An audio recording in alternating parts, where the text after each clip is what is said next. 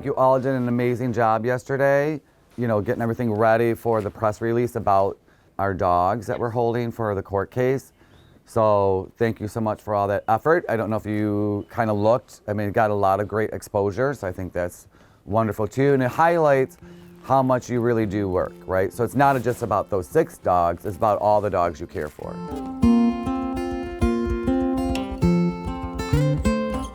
So our 6 puppies that we took in over a year ago, March of 2023, that were held on a cruelty and neglect charge, finally have been turned over to Macomb County Animal Control. And so now those 6 puppies are now up for adoption, but they're not puppies anymore. They're adult dogs. You know, they're over a year old.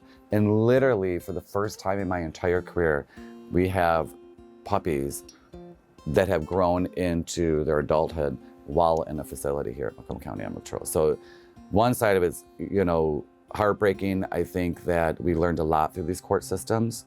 You know, these constant adjournments that we see.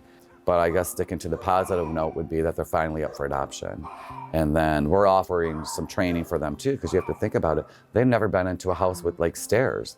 So we have the amazing volunteers have been taking them on field trips every day and taking them to places where there's stairs and into their homes and doing sleepovers with them. So just so that we could get the dogs acclimated to going into a home. So anyone looking for a new companion for their home, please come to Macomb County Animal Control. Look at these amazing dogs. And if one of those dogs, you know, isn't the dog for you, we have 70 other dogs that are. So definitely come over to Macomb County Animal Control. So one of the aspects we do a lot here is we're gonna get calls on livestock. So if you think about it, people see livestock out in the field. Maybe they're driving by, whether it's going to work or for whatever reason, and they see livestock. Especially when they see livestock in weather conditions, right? So whether it's snowing or it's raining or, you know, whatever it's gonna be. And they kind of relate that to their own personal animal that lives in their home, right?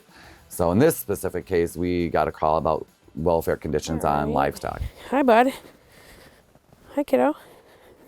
I know. I got nothing for you. Hi. Yes. Hi, you're okay.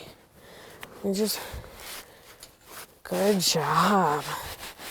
Yeah. Hi, babies. How many horses does he actually have on the property? And then where are these guys, where's their water located at? Right there on the corner. Oh, okay.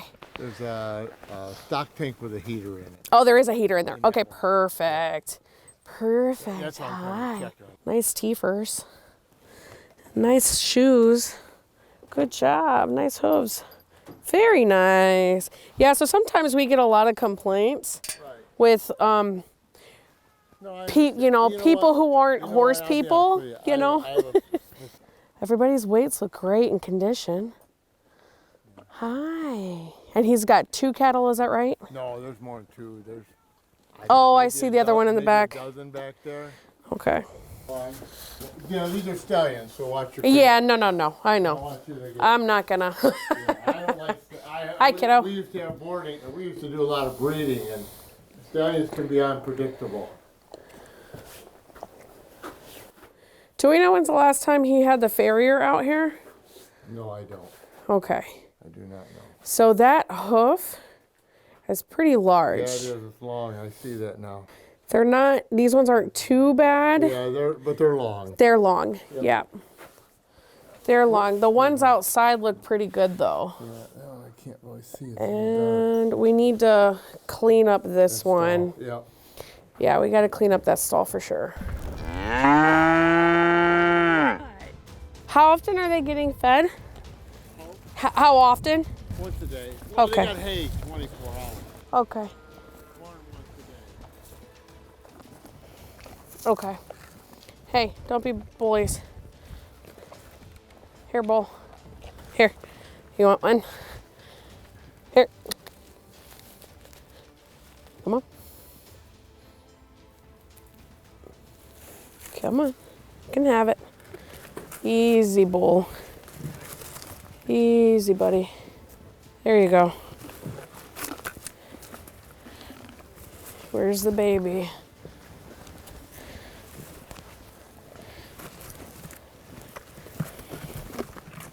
Easy.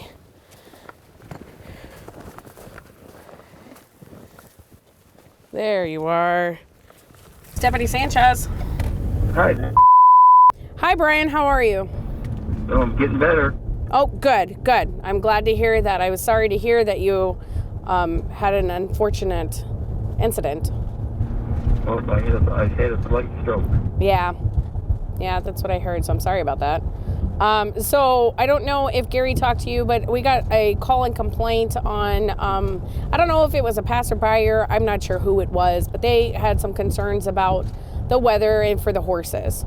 So that's why we got a call out there for the welfare check. I did notice that everybody's got access to lean-tos, which is perfect. So at least they have the option if they want to get out or not. That's, entirely up to them, obviously. So I appreciate that. I did see that everybody's got lots of hay to eat, which is perfect. 2 of the stallions inside your barn, their hooves are a little bit longer than I would like. Yeah. So do you have an idea of when you have a farrier coming out? His one hoof grows really, really fast, and I did notice that it's just primarily one hoof on him that's in the front. Yeah. I believe it's the front left. It is relatively large, or at least larger than the other ones. But there's one that is, I believe it's the back left leg on him that's starting to grow a little bit longer too. So if we could just have the farrier whenever he goes out there, and if you could get me a date, that way I can at least note it, that way I can come back out and make sure that everybody's done. Yep. I would appreciate that. But yeah, primarily the stallions. I did check everybody else out there in the pastures, and everybody else looks pretty good. It's just it's just the stallions that I had a little bit of concern about. When we went out there, we could see that, the livestock were well cared for, but also we have to keep in mind after we do some further investigating that, the owner suffered some serious health concerns too, right? Just recently, he was in the hospital and, he had some serious health concerns. So in these cases, we want to make sure that we're more proactive, right, than reactive or punitive. Like we have some great grant opportunities. Right. So how can we help this person that just experienced a health crisis get back on track? And as you can see, this person cares about their livestock. So I think another important aspect of responding to welfare checks on any animal is that we always have a follow-up visit. So when we go out to someone's farm or their home with their, companion animals that live in the home, we want to know what the game plan is, right? So maybe these animals need medical care. So we're going to follow up, make sure that these animals get the medical care and attention that they need to get them on a healthier road. And that is what the whole point of following up means. Ho, ho, ho. Good job. Ho. There you go. Ho. Very good. All right. Yeah, this one's feet look a lot better. Very good, kid. Yes. You're okay. There you go. And we actually can put that follow-up in the day we're talking to you. And we're going to work with you on a plan of action, and we're going to make sure that that plan of action is executed and that we're not going over that plan of action. And we do all that usually at the first visit. We talk to them about how long is it going to take us to get on a better road? What assistance do you need from us to get on that better road? So, as we mentioned before with the retention grant, it's like, that's what it's there for. How can we help them? But I think one of the important takeaways here is that every investigation also ends with a follow-up. And I think what's great about this specific case is this is how I would love all the cases to go, right? So we get calls about animal welfare check, we go out there, there's a few minor things that we want to address, and obviously the owner knows about them too, and unfortunately he just had that health crisis. So we get the timeline together, we figure out how we're going to help him, and we go right back, and all the issues were addressed, right? He found remedies for every single one of the situations that we wanted to address. They were all done. we close the case, and that was perfect. And we move on to the next thing, right? So if you think about it every day, think of like every weather event, think of how many people are calling, whether it's a scorching hot day or there's a storm or there's a blizzard, whatever it's going to be, how many people are calling, and that generates all these calls that we have to go out to, do these investigations, and now we have all these follow-ups to do too, right? So, but in this case, it was kind of nice because, you know, you could tell that the owner cared for his livestock. He addressed them immediately. We had, you know, resolution to everything, and we just closed the case out, and we went on our way. So animals come into our facility one of two ways. They're either being picked up in the field, which is going to be from an animal control deputy, and then they're going to be loaded on a truck. Maybe they're stray, the owner died, it's an eviction. So they're being taken from the field, and that is 21 communities when we say field, and being brought to the facility. The other way is actually through the front door. So people are finding strays, which a lot of times we could see that it's their dog or someone's dog that they know. So thank God we have a very good investigative team. Once they get here though, the big piece is, a lot of times as you see, they're in terrible condition. So whether they're running stray, they've lived in a bad scenario for a long time, or whatever the situation is, once they get here, we have to medically assess them. What are our next steps for this animal? You know, do they need to immediately go to a vet? Is this something our vets can triage here at the facility? And, you know, those are important things. We don't have a surgery suite in a triage area. You know, we're limited at this moment. So if it needs true medical care, we need to go to our emergency clinic. And then we just come up with a program for it. So I think one of the most important aspects my staff faces and challenges that they face is, and really it's nationwide, right? So it's not just limited to Macomb County Animal Control, but if we look at the overall picture of what's going on in animal control facilities, municipal animal control facilities throughout the state and the country, it's very bleak. You know, there are so many cases coming in, but very few going out. We just did a study on our length of stay. You know, the averaging, you know, is somewhere around, you know, 12 to 15 days, which doesn't seem like a lot in some cases, but thank God we have rescues. But it's like, that's a long time for a staff and these animals to be in our care, right? It used to be, you know, somewhere between, you know, 5 days, and now, you know, we're double that. And that length of stay takes a lot on the animal, takes a lot on the staff for caring for them for every day. And that's why I think it's so important that as a municipal facility, my staff can find that silver lining, because they need those miracles. So when they see these animals come into our facility in terrible condition, that we have the means and the supplies that we need to make these animals have a happy outcome. Hey, kid. No. Hey, that's enough. Do you live here? Bet you live here. So I think this is a great example of putting dogs outside unsupervised, right? And they're home, right? So just turn the 4 dogs loose and whatever. Don't realize that their tree has fallen on the fence. Now the dogs are out front next to a main road, and we're getting calls. And so we're sending an animal control deputy. They pull up, now the car's surrounded by these 4 dogs. See the black one? Going straight to the front door. So in situations like this, when I'm outnumbered, it's safer to keep them at a distance so that I don't put myself in harm, which is why I'm not getting out of the car yet, because I don't have access to my catch pole. And if I get out of the vehicle right now, there's a strong possibility that they may come charging at me, and then I put myself in jeopardy. Right now, they're not causing any harm, so I'm not feeling threatened, and I don't see anybody else around outside who is being threatened as well. Because you want to get out of that car armed with some sort of equipment that can protect yourself, right? Whether it's the catch pole, which in this case is going to be in the back, because we had to make room for the camera crew. Usually it's in the front. So, but you don't want to get out of that car unprotected. And I always teach them, we teach them in the academy, like every time you get out of the car, just assume the dogs are going to be aggressive until they show you with their body language that they're not going to be. Come on. Will do. Come on. So now we need a backup, right? So we're getting road patrol and another deputy headed that way.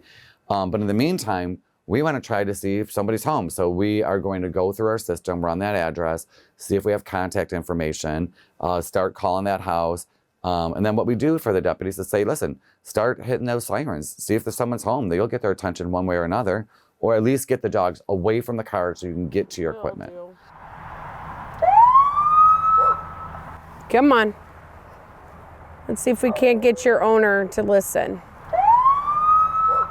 So there's chain link on the other side that I can see down at this bottom, but they're getting out that way somehow, whether it's the tree or not.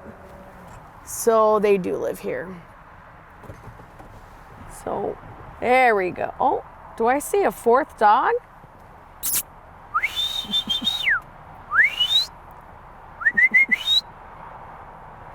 I see a person out there. But in this case, it's like, yeah, lay on the horn, sirens, whatever you got to do to get these owners' attention. As you see, it finally does.